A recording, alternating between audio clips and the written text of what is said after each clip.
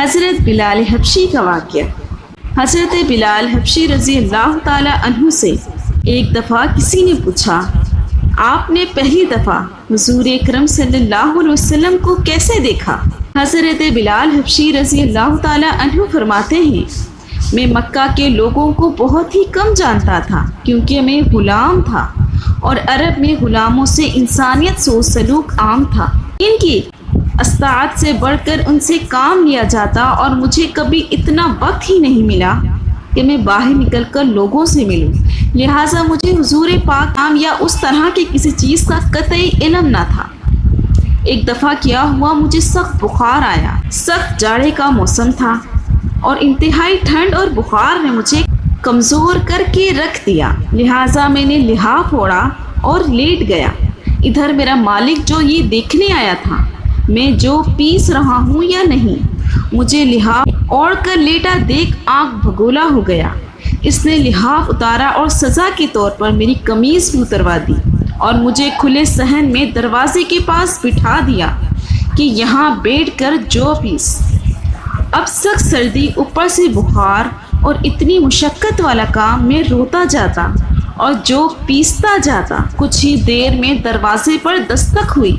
میں نے اندر آنے کی اجازت دی تو ایک نہایت متین اور پر نور چہرے والا شخص اندر داخل ہوا اور پوچھا کہ جوان کیوں روتے ہو؟ جواب میں نے کہا، جاؤ اپنا کام کرو، تمہیں اس سے کیا؟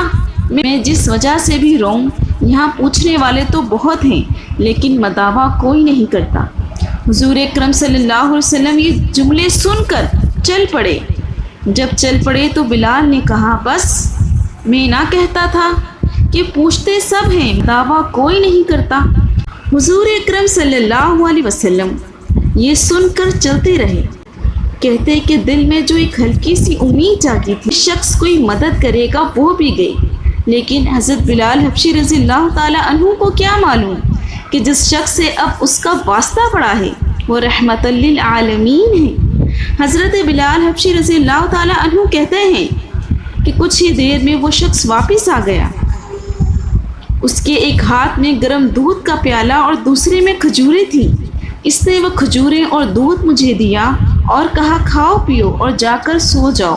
میں نے کہا، تو یہ جو کون پیسے گا؟ نہ پیسے تو مالک صبح بہت مارے گا۔ اس نے کہا، تم سو جاؤ، یہ پیسے ہوئے مجھ سے لے لینا۔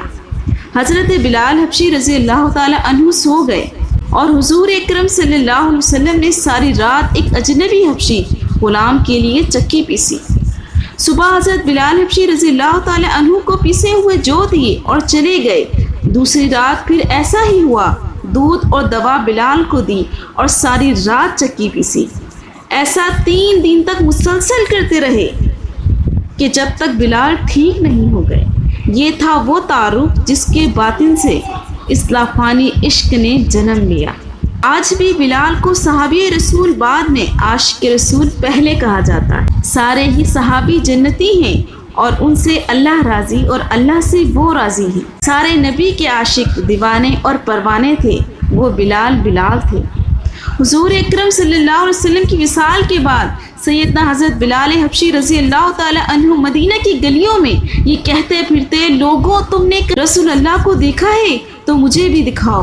پھر کہنے لگے کہ اب مدینہ میں میرا رہنا دشوار ہے، اور شام کے شہر حلب میں چلے گئے۔ تقریباً 6 ماہ بعد آپ صلی اللہ علیہ وسلم کی خواب میں زیارت نصیب ہوئی تو آپ صلی اللہ علیہ وسلم فرما رہے تھے، اے بلال، یہ کیا بے وفائی ہے، تو نے ہمیں ملنا ہی چھوڑ دیا، کیا ہماری ملاقات کا وقت نہیں آیا؟ خواب سے بیدار ہوتے ہی اونٹنی پر سوار ہو کر لبیک سیدی یا رسول اللہ کہتے ہوئے مدینہ منورہ کی طرف روانہ ہو گئے۔ جب مدینہ منورہ میں داخل ہوئے تو آپ سب سے پہلے مسجد نبوی پہنچ کر حضرت بلال حبشی رضی اللہ تعالی عنہ کی نگاہیں عالم وارفتگی میں آپ صلی اللہ علیہ وسلم کو ڈھونڈنا شروع کیا۔ کبھی مسجد میں تلاش کرتے اور کبھی ہجروں میں۔ جب کہیں نہ پایا تو آپ صلی اللہ علیہ وسلم کی قبر انور پر سر رکھ کر رونا شروع کر دیا اور عرض کیا، یا رسول اللہ، آپ نے فرمایا تھا کہ آ کر مل جاؤ۔ غلام حلب سے بہر ملاقات حاضر ہوا ہے، اور یہ کہا اور بے ہوش ہو کر سارے پر انور کے پاس گر پڑے۔ کافی دیر بعد ہوش آیا، اتنے میں سارے مدینہ میں یہ خبر پھیل گئی کہ مؤذن رسول حضرت بلال رضی اللہ تعالی عنہ آ گئے۔ مدینہ طیبہ کے بوڑھے جوان، مرد، عورتیں اور بچے اکٹھے ہو کر عرض کرنے لگے، اے بلال، ایک دفعہ وہ اذان سنا دو جو محبوب اللہ صلی اللہ علیہ وسلم کے زمانے میں سناتے تھے۔ آپ نے فرمایا، میں معذرت خواہ ہوں، کیونکہ میں جب اذان پڑھتا تھا تو اشہد ان محمد رسول اللہ کہتے وقت آپ صلی اللہ علیہ وسلم کی زیارت سے مشرف ہوتا اور آپ صلی اللہ علیہ وسلم کی دیدار سے اپنی آنکھوں کو ٹھنڈک پہنچاتا۔ اب یہ الفاظ ادا کرتے ہوئے کیسے دیکھوں گا؟ چنانچہ امام حسین رضی اللہ تعالی عنہ نے حضرت بلال حبشی رضی اللہ تعالی عنہ کا ہاتھ پکڑ کر فرمایا، اے بلال، ہم آج آپ سے وہی اذان سننا چاہتے ہیں جو آپ ہمارے نانا جان اللہ کے رسول صلی اللہ علیہ وسلم کو اس مسجد میں سناتے تھے۔ اب حضرت بلال رضی اللہ تعالی عنہ انکار نہ کر سکے۔ جب آپ رضی اللہ تعالی عنہ نے بآواز بلند اللہ اکبر کہا تو مدینہ منورہ گونج اٹھا۔ آپ جیسے جیسے آگے بڑھتے گئے جذبات میں اضافہ ہوتا چلا گیا۔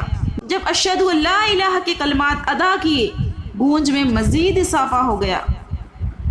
جب اشہد ان محمد رسول اللہ کے کلمات پر پہنچے تو تمام لوگ حتیٰ کہ پردہ نشین خواتین بھی گھروں سے باہر نکل آئیں۔ عقبے و کریہ زاری کا عجیب منظر تھا۔ لوگوں نے کہا، رسول اللہ صلی اللہ علیہ وسلم تشریف لے آئے۔ آپ صلی اللہ علیہ وسلم کی وصال کے بعد مدینہ منورہ میں اس دن سے زیادہ رونے والے مرد و زن نہیں دیکھے گئے۔ علامہ اقبال رحمۃ اللہ علیہ اذان حضرت بلال حبشی رضی اللہ تعالی عنہ کو ترانہ عشق قرار دیتے ہوئے فرماتے ہیں، اذائے ازل سے تیرے عشق کا ترانہ بنی، نماز اس کے نظرے کا ایک بہانہ بنی، ادائے دی سراپائے نیاز تھی تیری، کسی کو دیکھتے رہنا نماز تھی تیری۔ میرے دوستوں، ویڈیو پسند آئے تو لائک کریں اور مزید اس طرح کی اسلامک ویڈیو دیکھنے کے لیے میرے چینل کو سبسکرائب کریں۔